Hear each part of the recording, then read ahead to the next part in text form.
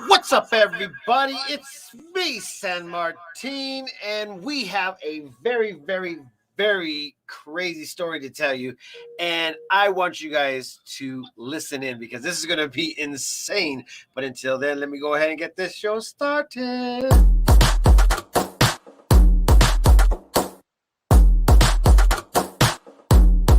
Welcome to the 863 Morning Show with your hosts, San Martin Rodriguez, Lex, and Eric Knight.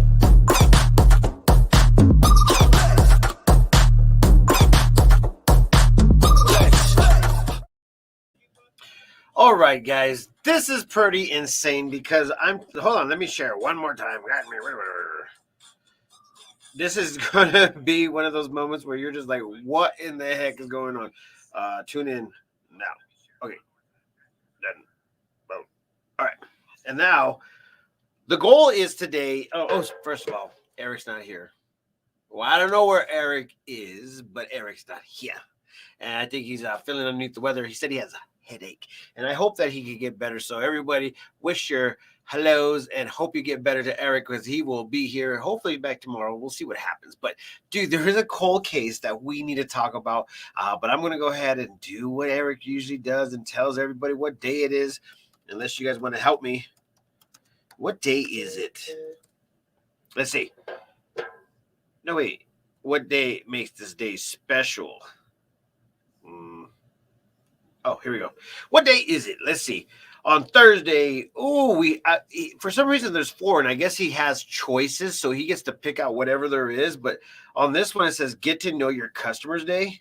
Hold on, I got this. National Butter Crunch Day, National Cheese Lovers Day, National Disc Jockey Day. Tell me what day you think you want it to be. And I think that's actually really how it should be done. I think we should get choices, Eric. I mean, we should really get choices. Yes, get well soon, Eric. Look, see, everybody's talking to you. It's a cold day. Yeah, it's very cold out there. Sassy should be here. She was my counterpart. Yeah. Let me go ahead and put on my my Facebook or Instagram live because you know how they love us over there too. Instagram always gets the best part of this. Okay, go. So this is a trivia moment.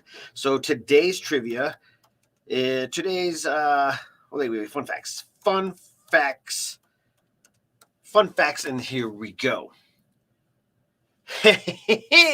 Okay, did you guys know it's impossible for a crocodile to stick his tongue out? I don't know where people come up with this. I would have been. It's my day off. Oh, look at you go. I didn't even know that. Man, well, anyways, you can bring me breakfast. Okay, Sassy, if you want to bring me breakfast, you're not going to be held accountable if you don't. Good morning, everybody. How are you doing? As you read in the title, there is a cold case that we need to talk about, and it's like literally insane. I'm just going to get right into it because ultimately this actually really did happen. So we just got a press release this morning, and if you guys didn't know about this story, this happened a long time ago, a very long time ago. And the Yavapai County is now resuming the body to do some DNA testing to go ahead and see if there's an actual connection with this DNA. And I started looking into it this morning, and I felt like it was a really great story to talk about. And if everybody doesn't know this story, this was called Little Miss Nobody. And Little Miss Nobody is literally buried in Prescott, Arizona. They actually put money together to go ahead and actually get this girl her rightful burial. And it was insane to go ahead and actually literally like think about this whole deal. And the story goes on. And I'm going to read you what the news release came from Yavapai County Sheriff's Department. And then I'll start talking to you about what actually I found this morning as I was doing a little bit of research on it. So Yavapai County Sheriff's Office hoping to finally give a name to Little Miss Nobody. The Yavapai County Sheriff's Office is working to finally help identify a young child dubbed Little Miss Nobody, quote unquote, whose remains were found in the desert in 1960 and asked for the community's support. A young girl's partially buried remains were found at Sandwash Creek in Congress, Arizona, Arizona on July 31st, 1960. Investigators at the time found that the child remains had been burned 1 to 2 weeks prior to her discovery, but no further trauma was evident, making the cause of death difficult to determine. However, due to the suspicious nature of the case, her death has been ruled a homicide. Despite multiple leads at the time, the case was remained unsolved. The case gained wide local and national news coverage, but her identity remained undiscovered, leading her to be called Little Miss Nobody. She was estimated to only be between the ages of 3 and 6 years old. The Yavapai County community was deeply affected by the circumstances of her death and lack of identity. So they raised the money needed to give her a proper funeral service in 1960, which many attended.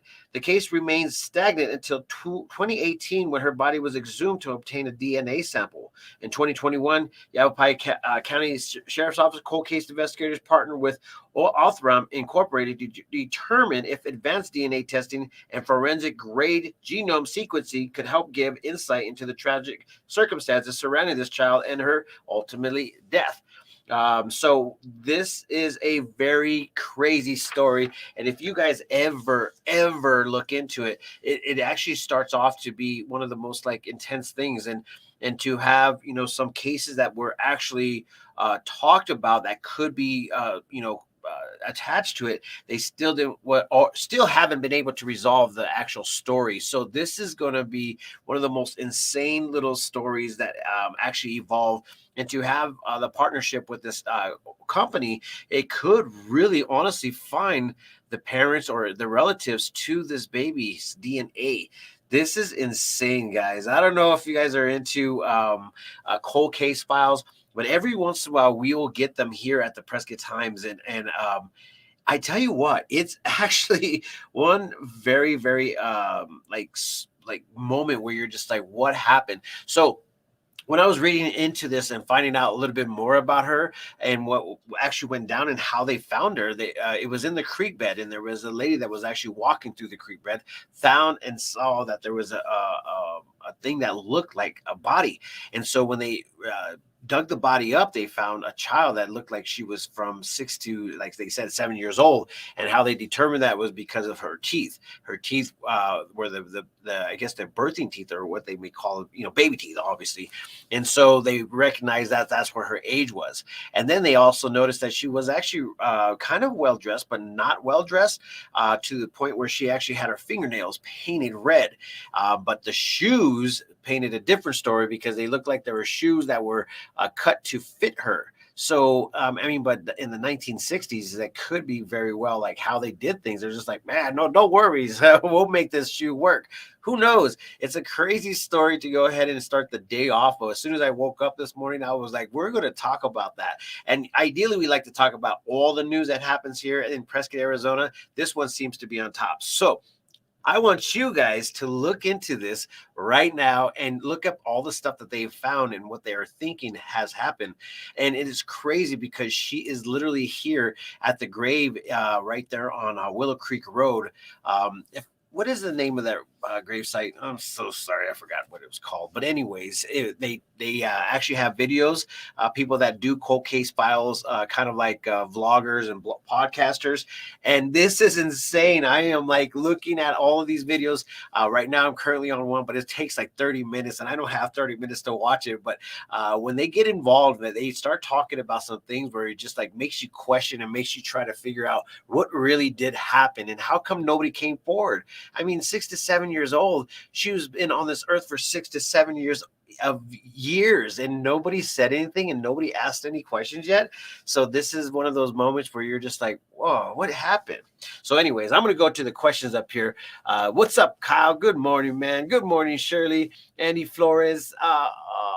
I didn't know I was 14. Oh, yeah. Hopefully familia DNA can be used to identify the poor angel. Yes. It was good to resolve Pamela Pitts. Huh. Oh, yeah, that's right. That happened just recently. She got a headstone here in Prescott by the high school. Yes, she did. And this is the actual headstone itself. I'm just going to go back here. And this is the actual headstone that's at the Prescott Cemetery right here. And this is exactly what you would see. And this is what they ended up putting up there. Blessed are the pure in heart, St. Matthew's 5:8. So that's the actual headstone that they have right here at the Prescott cemetery site. And this is the composite that they actually drew her up on. So they're saying that she was a Caucasian and white female. So it's kind of hard to say. And if you guys go look in it and to find out where she was found, and it was in Congress, I mean, it could have very well been like a what would you call it, flash blood, and she got taken down. But wouldn't you think that somebody would say, hey, I lost my child, 6 to 7 years old, man. She was on this earth and she definitely made a presence because, I mean, no matter what, anybody that's here just for a year or something, somebody's going to remember. So it's so hard to go ahead and even think about losing a child in general, let alone freaking somebody that's not even coming to the table to saying, hey, who is this person? It's insane to see and hear about it. Read more about it. Yes, go to theprescotttimes.com. We just posted it. Thank you, Tammy. Hello from Clinton Town, Michigan. How you doing? Gloria, good morning. Andy, what's up? They said she was burned, though. This definitely not an accident. Oh, okay. Yeah, I didn't fail to see that one. Good call right there. I mean, even if she was, that's right. I think she was burnt. Oh, man, that's so freaking, that's so upsetting right there. Yeah, that's so upsetting. I don't know where Maria comes with this. She's such a sidewinder. Okay, let's talk about a missing case, and then don't forget the comedy show. Gotta love it. Okay, and this is the reason why I squirrel, guys, is everybody wants to talk about something else. Whatever, it happens. But needless to say, this story just came out, and it's actually at theprescotttimes.com. And if you guys do not know where to find that, it's literally right here, theprescotttimes.com. So anyways, like I said, Eric is out for the day. He ends up having a migraine, and I felt like that a few people said that they had migraines. Hopefully it's not one of those things where it's in the air, because that's going to be hard felt. Needless to say, that's kind of crazy. But guys, that is the craziest story. Do you guys have any ideas of what happened? And if you guys look into it, message us. We would like to hear your story or your take on it. And Ceci, she's like that. She literally likes to go ahead and listen to true crime. And sometimes we do, when we are traveling to a far destination, we'll download a few of them and we'll listen to them. And I tell you what, it gets a little crazy. So remember yesterday, I told you guys that we love to go ahead and actually help out with the Catch-22, because the stories are sometimes crazy, but also the stories are sometimes like, hey, we probably should get this guy off the streets. So anyways, Yavapai County Sheriff's Department does a Catch-22, and we are on day 19. So if you guys want to go back and see the rest of them, please go to theprescotttimes.com and you will see these stories. And so anyways, this one right here, it looks like he's a kind of a aggravated assault. Yeah, so disorderly conduct. And it looks like he has like a it looks like he's angry at the world. So if you guys know who Aaron Frederick Pomeroy is, or if you've seen him, let somebody know. It looks like he's kind of violent. And if he is violent, then he needs to be off the streets as soon as possible.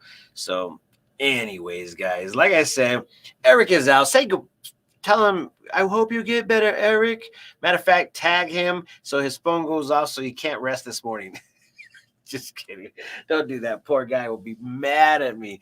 But anyways, guys, this is the opportunity of a lifetime to kind of like get involved with the local community. And the reason why I say that is because we actually do have a lot of big things that are happening on the PrescottTimes.com. So the education and the info that we are trying to give to you guys is crazy. It's amazing to go ahead and also see how much stuff that you can be a part of in our local communities. And also, we are trying to show you that there is closures in some of our forest trails and stuff. So you want to go ahead and figure that out or see that in general. And we're also opening up the door to find out some of things about our new businesses that are coming into town. And as you know, we love doing that. So today we are going to go out and check out some friends of ours over at AZ MedEquip out in Prescott Valley to see how some of the equipment works. And as Maria has said, I have an actual way that I'm going to do this, but we do have a comedy show coming up at the end of this month at the Elks Performing Arts Center, and we are almost sold out. And we actually have hungry. We have Squilling Hog going to be our caterer of that time, and we cannot wait. And we actually have a heavy hitter, and that's not because of their size, it's because they are freaking funnier than crap, man. And if you guys want to be a part of that, the tables are selling out quick, so make sure you team up with us and let's get over that and check it out. So guys, this day is what, Thursday? I think we put it on there, Thursday 1/22. What is it? What day is it? I don't even know what day it is. Hold on. Yeah, Thursday, January 20th, and it's going to be a very, very good day here at the Prescott Times. And we're going to go ahead and be talking with a bunch of local people. Yesterday, we ended up talking with a business partnership, and we are planning on doing some pretty big things coming up in the next few months. It has to deal with a lot of business mixers and things that we could possibly do for the local community. And our business partnerships. And if you guys want to be a part of that, you guys are more than welcome. There's no cost to come and attend any of those events. And we're going to be doing and starting business mixers starting at the end of February. And we're going to keep it going. And then now we're going to have a compile of Latino Spanish speaking. So we're going to try to evolve into translating our website into Spanish as well, so you guys could share it with others. And if there's other languages out there that you guys think that we should probably translate it in, let us know. We just know that there's a prominent need for translation into the Spanish community, and to evolve the Spanish community into a new neighborhood such as our community in whole. So what's that? Tag Isaiah so he can watch the show. Tag Isaiah so he can watch the show. I don't know who Isaiah is. Is that Isaiah Smith that is working with us, or who? I don't know. TC Carpet Guy, you let me know who you're talking about. Well, there's Logan. Comedy show still has seats available. Yes, it does. So we're going to try to get that sold out. And we just launched the actual show for the Speakeasy. It is coming back at the point, and it's going to be insane. And I cannot wait. This year, we're going to go ahead and try to bring some of the biggest comedians that some people know, and some from the old school. And I'm hoping that we could get them. If we can, it's going to be great. I think my buddies out there in Phoenix are doing some great things, and we want to be a part of those events. And it's going to be a huge hit. So guys, with that being said, I don't want to take any more of your day because I got some things to do. I got more meetings and more people to visit, so we can go ahead and keep on creating these lovely morning shows. And I'm so sorry that Eric was not here to be a part of this freaking awesome, crazy story, but this story is insane. If you guys want to check it out, go to theprescotttimes.com to go ahead and see the initial press release, but then go and YouTube everything that has to deal with this story. There's a lot of freaking people out there just like literally just like talking about it and expressing their feelings about it and trying to solve a cold case that should probably be, a resting case, so this girl could find her final resting place as a home. And I think that as a way that I want to go ahead and do the ending of this, and you guys know how it rolls, I always roll out of here with showing our partners that are helping us keeping this information to you guys for free. And also, I love doing my sign out, and it really does mean something. And I don't know if you guys ever really actually asked the question on why I actually say this: peace, love, and happiness, let it not be war, and remember, love always wins. Well, it just so happens that I started saying that a long time ago, and I just finally said, you know what, I got to have a sign off, and I decided that was going to be the best bet. And so I ended up adding to it because of a good friend, Annie Perkins. She decided to go ahead and say, you know what, San Martin, you should add, and love always wins, because ultimately love always does win. So with that being said, peace, love, and happiness, let it not be war, and remember, love always wins. Thank you guys. I'll see you mañana. Peace. How do you do this?